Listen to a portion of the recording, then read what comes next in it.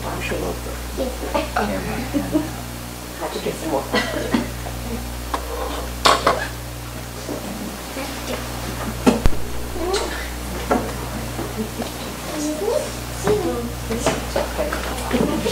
morning.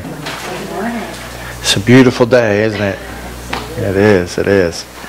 We've started this series. It's called Almost There, and the thought of almost there is that life is short.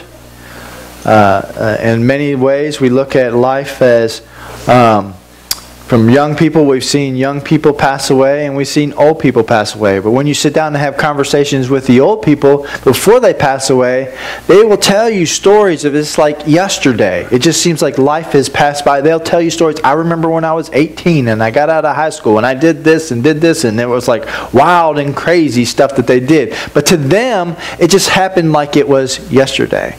And sitting back and thinking in my own life that I remember some of the stories that I could tell you of when I was 18 or when I was 16, and it wasn't like it was that long ago. Even when I was 30, it was not like it was just last year, but I'm like way older than that, So it's the idea of saying we're almost there, as in we've accepted Jesus Christ as Lord and Savior, and that we're going to go to heaven. Whether we die or Jesus comes and does the shout and we're raptured up and go with Him that way. It's the saying, Lord willing, and the creek don't rise, one way or another, we're going to Jesus. And to say we're almost there. But in life happens and life hurts. And in that we're finding out that we're almost there and we're getting off track. And so in this, we look at this guy. His name is Vince Lombardi. He was a football coach, and he coached most of some really awesome teams and some football players. But every year, he would start the first day of practice off with holding up a football and say, "Gentlemen, I know you're professionals. You've been playing almost all your life. Well, this is a football." And in this series, we're looking at that in Christianity. I want to bring us back to the basics of what it is that we're following Jesus. We got saved for a reason, and that is the scripture that we read last week is to say that we are following Jesus, and here is Christianity 101. We're going back to the basics. We're almost there, and we're getting off track, and things in life is happening to us, and it's breaking us, and it's hurting us, and it seems like we're getting off track, that others are not accepting Jesus Christ because of life happening to us, and we're not doing what we're supposed to be doing. So what we're looking at is some things that we want to bring to our attention to bring us back to the focus of Jesus, because we're almost there. We don't want to get almost there and fall down and not make it. That means that you're believing in that you're once saved, always saved. It isn't true. Well, it is true. Because God's Word is faithful. But there's some that they're following Jesus in the aspects that they really are just putting on a show. But we're not dealing with that part. We're dealing with our own lives as saying, we are almost there, as in there's some things that our behavior is interfering with some others that need Jesus. And so we need to get back on track. So instead of saying, here is a football, here is our salvation and our trip and our following of Jesus Christ from the very beginning of how He meant it to be. We're almost there. So we're following this on the scriptures of Luke chapter 10 is where we're basing this off of. Luke chapter 10 verses 25 to 28. And Luke chapter 10 verses 25 through 28. It says in verse 25, "And behold, a lawyer stood up to put him to the test, saying, 'Teacher, what shall I do to inherit eternal life?' He said to him, 'What is written in the law? How do you read it?' Verse 27. And he answered, 'You shall love the Lord your God with all your heart and with all your soul and with all your strength and with all your mind, and your neighbor as yourself.' And he said to him, 'You have answered correctly. Do this and you will live.'" And what we looked at last week, and we saw this, that this is a promise from Jesus. Jesus is speaking this. He's saying, if you do this word, it's a promise that you will have eternal life. You will live. And then that means that a promise that they're on this backside, there's a premise. And we looked up what the word premise means. It means that you have to do something. And the doing part is for us to do this. Love God with everything we have. But we looked last week and we saw that we're not doing a very good job. And why is that? Because we're broken. And one of the things I want to look at today is I want to look at our heart. Because what we really do is because we find in life is that a lot of people have this misconception that our heart is the one that will lead us in the right direction. Our heart is the one who will make us, we'll do good if we just follow our heart. It's almost a selfish type of thing. You're doing things to make your heart happy. And what we're going to find out is that the heart is really misleading. The preeminent pieces of advice that we follow on our heart is just nothing but a lie. You know, when you Google heart, following the heart, here's some sayings. I got several sayings here that you can go on Google and find that it will say. It says, number one, it says, follow your heart. It knows you best. It might, okay? Kim Kardashian's quote is, I think when you know so deep in your heart that you are just listening to your intuition and follow your heart, there's no right or wrong thing to do. What? So it's like that gives us the license to do whatever we want to do because my heart tells me, oh, I want to go ahead and lay in the bed with this man or this woman that's not my husband or wife, and it's okay. Or it's okay for me to steal from this person or to hurt this person because my heart tells me it's okay. It's like, that's nonsense. Next. It says, follow your heart because if you always trust your mind, you'll always act on logic. And logic doesn't always lead to happiness. Next. Follow your heart. It knows the way. Next. Sometimes you have to stop thinking so much and just go where your heart takes you. I don't know about that, but I've done that once or twice, and the consequences were pretty bad because it was a bad choice. Next, follow your heart regardless of what others tell you to do. It's how you feel at the end of the day that matters. Boy, does this generation that's coming up right now believe that. They so believe that. Next, even Steve Jobs, his latest quote was, Remembering you are going to die is the best way I know to avoid the trap of thinking you have something to lose. You are already naked. There is no reason not to follow your heart. And my last one. Sometimes you have to follow your heart, no matter the consequences. See, the problem is that we believe this lie that if we follow our heart, we really don't recognize that our heart is lying to us. Here's how it's lying to us. We think we're in love with this or that or this person or whatever, and our heart is telling, stay with them, stay with them. But if we would go by God's Word and what it says, it's saying you're out of yoke and you need to get out. Unbelievers and believers are not to be yoked together. And what your heart is saying is, I am with this person, they make me happy, I'm following my heart. But in contrast, you're against God's law and His rules of what He's trying to give you what's best for you. And now you're paying the consequences of your choices of following your heart. Hey, I remember when I was 19, 20, and 21 of following these girls that I thought was, oh man, they were gorgeous, they were beautiful, but they were the wrong. They weren't following God. They were the wrong person. And the consequences after that were great.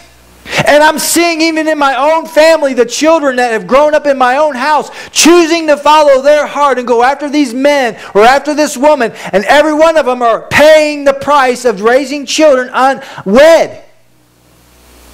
And I'm just going to shout it out there, man. I've got one that's just fighting me tooth and nail that she thinks she knows what's right too. And she's with the guy and she's going to pay the price. I'm just saying how it is. I love them and I try to tell them, but their heart is what told them they're doing right. I could have told them from the beginning. I did the same thing and here's how I paid for it. I did this happened to me. My heart was broken. I had to sit. There was times that I sat and cried and cried and cried because my heart was broken. All because I followed my heart. It got broken. Why? Because my heart lied to me. Now as I got older, I ended up paying the price not just in my heart. I had to pay financially. I had to turn around and pay because not just I got hurt, my mom and dad got hurt, my children got hurt, and everybody that was dealing with me, my friends got hurt because they saw a relationship break up because of why? I followed my heart. My heart lied to me. I didn't follow God's word and do His direction and getting in a relationship. So one of the reasons why we can't give God all our heart and love Him with all our heart is because our heart has lied to us and led us astray, and in that we're broken. And in our brokenness, we cannot give fully back a wholeness of God that He deserves. Because we've listened to the lie of our heart. We've listened to the lie of our heart. I don't know if maybe some of you can remember back in the day, you promised yourself to somebody. You were going to love them forever. Remember that promise? Remember now, don't lie. You're in church because the divorce rate is 50%. You know what I mean? So it's the understanding, I promised to give myself and stay with them till death do I part. Or I promised them before that 6 months later, next thing you know, they cheated on me and next thing I'm leaving them. But I promised I would stay with them forever. And listening to your heart, it lied. How many of you told somebody that you love them and you're going to love them forever and it didn't work out? All because your heart said, "Oh, baby, you look so fine. I love you. You my oh." Your heart is lying to you because you're not in God's Word. You're not knowing what God has for you. The heart is the seed of our passion. It is the source of our emotions and the generator of our feelings. We live on our feelings. It makes me feel good, I'm going to do it. I'm going to stay with this person, or I'm going to stay with this business, or I'm going to stay in doing this that is wrong what God has for you.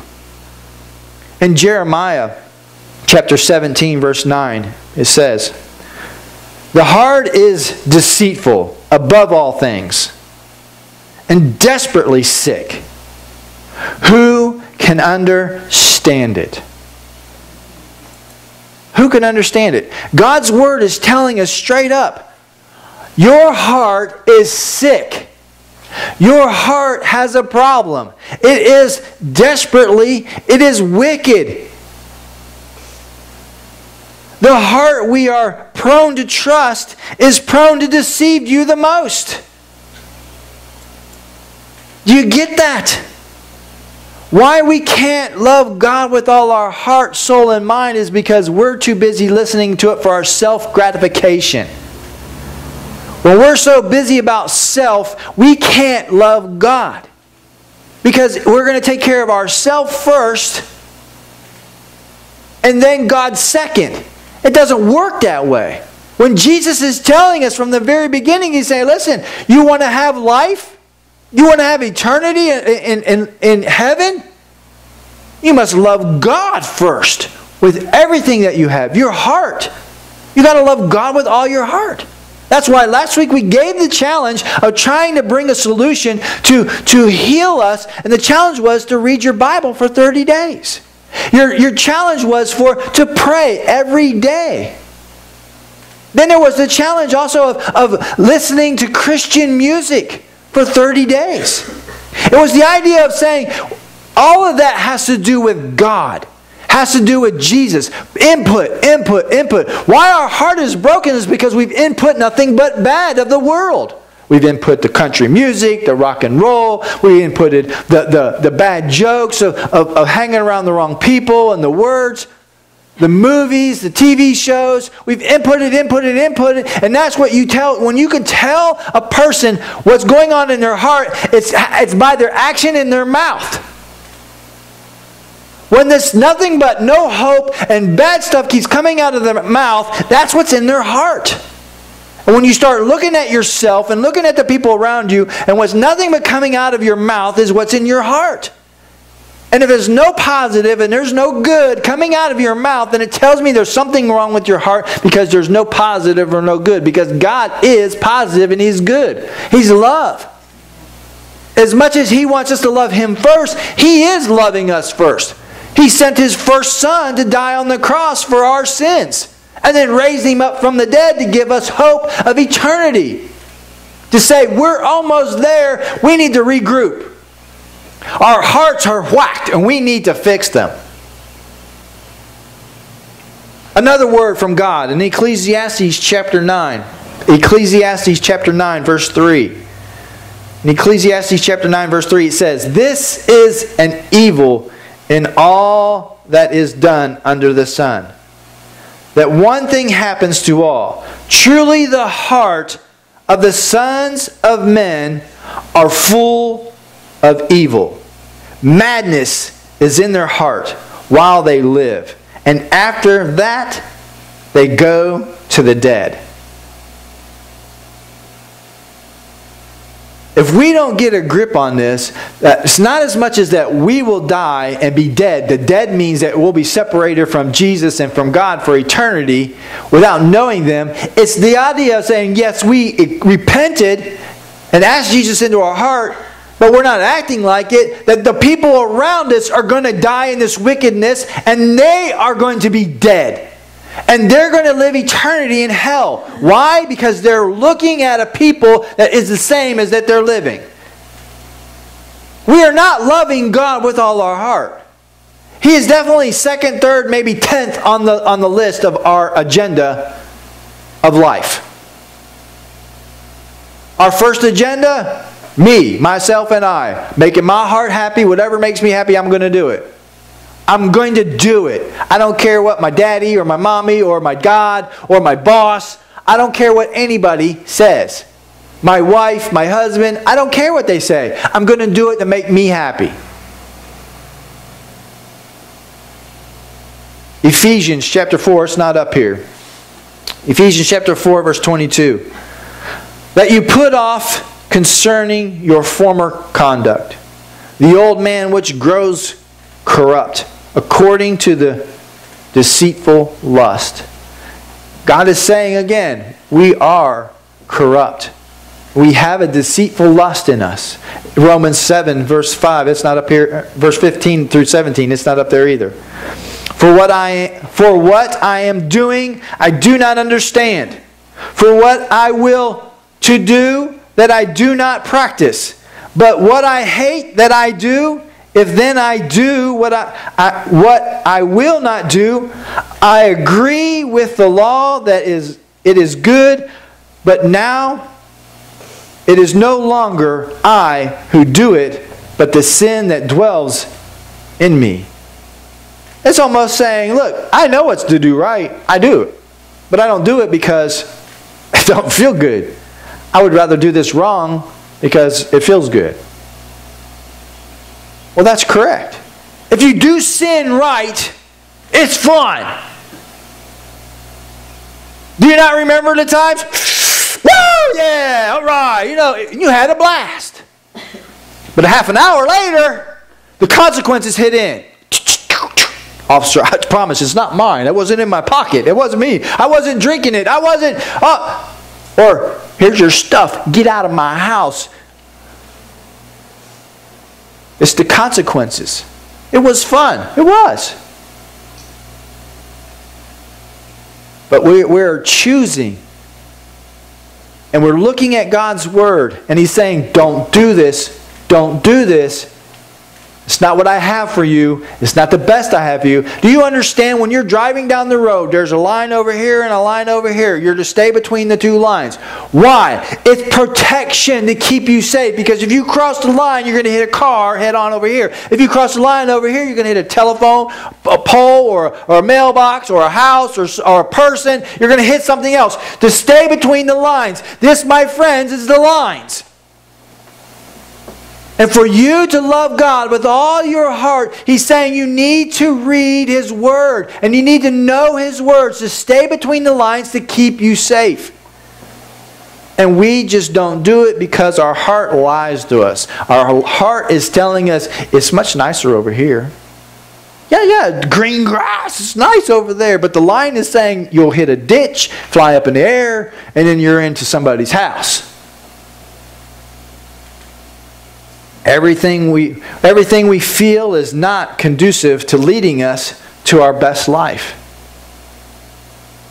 Could you really think about that? You think life is okay right now? But would you really think about, if I planted this seed in your mind, in your heart, life could be better if you did it God's way? Life could be better if you did it God's way. The only way to tell a lie is to know the truth. I kind of used that demonstration last week. That a banker, if you go to work for the bank, the first thing they're going to tell you, to teach you about how to deal with counterfeit money is to know the real thing. And they lay out the real money, and you have to study the real money, especially when they get the new currencies that come in, and they got the new little strips in it, and a little code. You know, if you turn it one way, you see something. If you turn it another way, you see something. You know, they study this new money. They study the old money to know the true money. That way, when something comes in and it's not real, it's fake, they know that it's counterfeit. And the problem why we don't know the real truth of to fight our own heart that leads us the wrong way is because we don't know the truth. We're not enough in the Word. We're relying on the preacher to give us the Word every Sunday for an hour and a half or maybe an hour that he's going to give me enough truth when you got the rest of the week that's inputting nothing but lies. And we continually make bad choices because we follow our heart instead of the truth. We don't know the truth. In Hebrews chapter 4, verse 12. Hebrews 4, verse 12. For the Word of God is living and active, sharper than any two-edged sword, piercing to the division of soul and spirit, of joint and marrow, and discerning the thoughts and intentions of the heart. Have you ever thought about, before you followed your heart, what is the intentions of your heart? Your decisions that you're making? What is your motive? What is your motive to be hooked up with this person over here? What is your intention of your heart? But they treat me so good. They talk to me and they touch me and they talk this sweet nothing.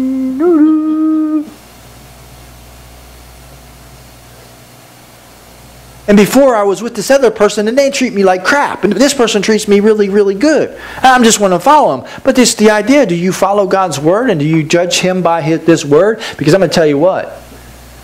If you're a follower of Jesus Christ, you are a son or a daughter of a king. And if I go back into history, the king always wanted the best for the son or the daughter.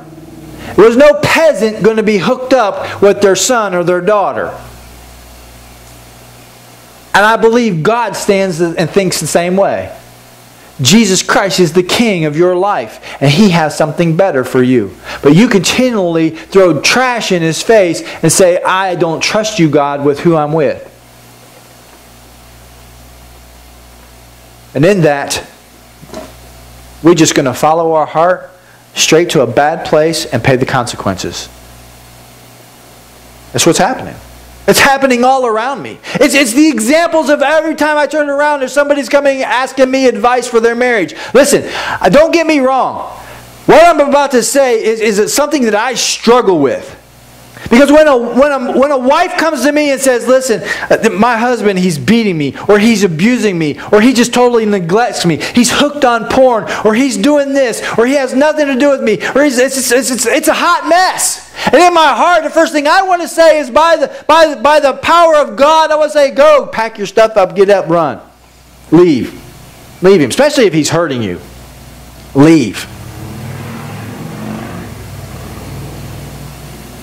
But His Word, when I read His Word says something that really is convicting. His Word says that you're to stay because you're married to them now. That you're to stay with them. Oh, that's crazy, Pastor. Yes, it is. And I don't want you to get hurt because the next thing you know, you could be dead. I don't want that. But His Word says you're to stay with them. If the marriage is to break up, it's their duty as non-believers to leave you. That's what the Word says. That's crazy. When you would tell them something like that. Look, Hosea, this dude, God told him to marry a prostitute. And he did. And the crazy thing is, he had every right by God's word of His law as saying she went and slept with another man because he had 2 more kids that were his kids. They were the mailman and the bread man for all I know. He had every right to divorce him according to Moses' law. But God told him, He said, listen, I need you to go back and get her. I need you to pay for her, claim her, and pull her into this place and put a gate around and enclose and just take care of her and love her. So what is the real action to do? Because what's happening is if this married woman would have not followed her heart, but went to God's Word and prayed over it and says, am I supposed to be with this man or not? That more than likely God would have said, yes, but not now because he don't know you knows me as Lord and Savior. But in about 5 years, he's going to get saved, and that's about right when I want you to be with him. But until then, stay far away from him. Because he's not right. And I need to deal with him. And what we're doing is we're trying to be God and we're trying to change people. We're trying to be the Holy Spirit, bring conviction. We're trying to do all God's work and we can't do it and we're not getting anywhere. Because we followed our heart, it lied to us, and God's saying, I'm trying to fix it, I'm trying to fix it, I'm trying to fix it. Get out of the way. Your heart's lying to you. Well, you not follow me and not your heart. Follow me, not your heart. And relationship after relationship after relationship, it is nothing but a hot mess. And we're seeing it being passed down to our teenagers, and they're following. It's a tradition, you might as well say, it's a generational sin trap. Because I'm seeing it even in my own kid's life.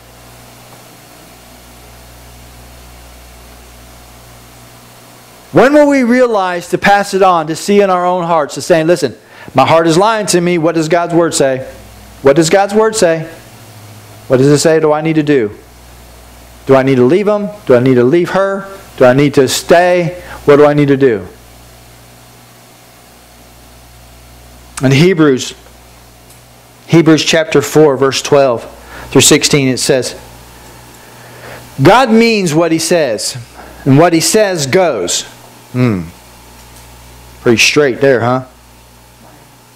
His powerful word is sharper as a surgeon's scalpel, cutting through everything, whether doubt or defense, laying us upon to listen and obey. Nothing or no one is imprevious to God's word. Do we not get that? Do we not get that? If we think we're better than, that we're that special, that God's consequences of breaking His rules is not going to come upon us, then your heart is lying to you. If you think you're the special little girl or boy that you can do whatever you want and not pay the consequences because no consequences have come to you yet, that's the lie of your heart telling you, look, nothing's happened to me yet. Hold on, God's word stands true. Consequences will come. The book of Numbers says that. Be sure your sins will find you out. My one daughter came up and knocked me, pulled me upside up on the porch and to turn around and tell me that she was pregnant. It broke my heart. Broke my heart. But of course, if you're having sex outside of marriage, you're going to either get a disease or you're going to get pregnant. And then your heart's going to get broken because the baby's daddy's not going to want nothing to do with the baby. Are we continually listening to our heart to make the wrong choices and watching the people around us and we're thinking because they're not paying the consequences of real bad anything, it's okay. It's like we've accepted society that this is okay to live. It's not. It's not. We can't get away from it. We can't get away from it no matter what. Now that we know what we have, Jesus is great and high priest. He's the great and high priest with ready access to God. Let's not let it slip through our fingers. We don't have a priest who is out of touch with our reality. He's been through weaknesses and tests, experienced it all but the sin. So let's walk right up to Him and get what He is so ready to give. Take the mercy, accept the help.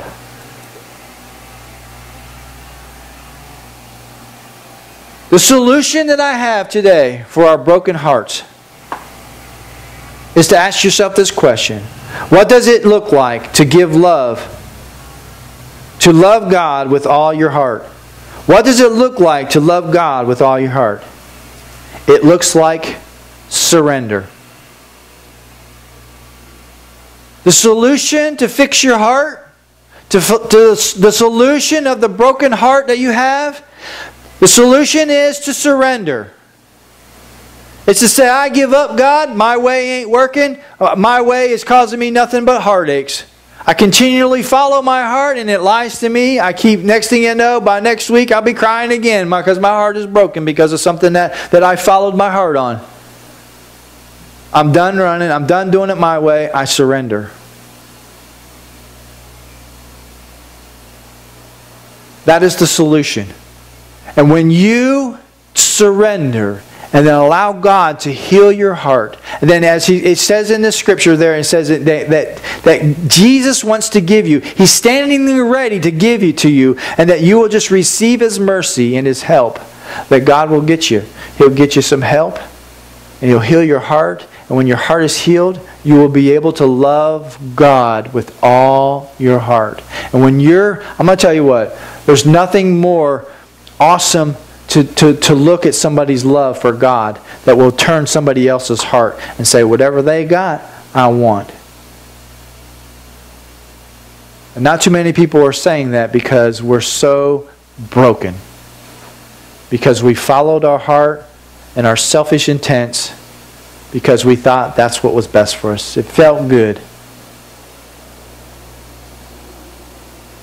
And we've married and we've divorced and we've met people and we've done this and done that all on it felt good. And we're paying a price. And now we're broken. And today, Jesus and God are asking you, listen, I want to heal your heart. But at first, you need to surrender. You need to surrender all your feelings and you need to start knowing Him. Knowing the truth. So you can tell the difference between a lie and your heart's lie. Whenever it starts to feel good, you need to go back to His words and you need to look back in your decisions and say, does what I've learned in God's Word, does it confirm what I thought before? Or is it in contrast or in opposites of God's Word.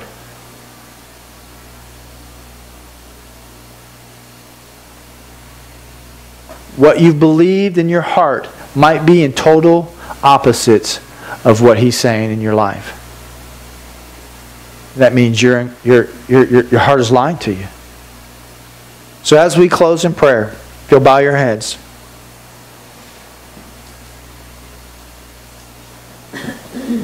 What do you do with your heart that is deceitful and wicked? You surrender. What do you do with the checkered past that you have and the bad decisions that you've made? You give that stuff up to Jesus. Today, I'm asking you, as we pray, will you surrender? Will you give up? Will you take all that stuff that is messing your heart up? And will you give it over to Jesus? Heavenly Father, we just come to you in the precious holy name of Jesus to give you honor and glory and praise. And thank you for this word. I stand on the word of Isaiah that this word will go forth and it will accomplish the things whereunto it is sent. You will bless and anoint this message and the message on the video, that it will heal people's hearts and it will draw people closer to you. Your word says that if we will lift up the name of Jesus, you will draw all men to you, God. So we just lift up His name and say that you stand by your word and draw us to you. Please help us, Holy Spirit, surrender. Help us give all this bad choices and bad things we've done in our lives back to you. And that you may heal us and that we may accept your grace and your mercy upon us. Hear our cry, O Lord. I surrender. I surrender. I bless these people in the name of Jesus. I bless their families, that they will have health and strength. I bless them most of all with your love. That they will have so much love that it will overflow in them, that it will just abound over to other people that they have contact with. God, we just want to say thank you for loving us first. In Jesus' name, amen.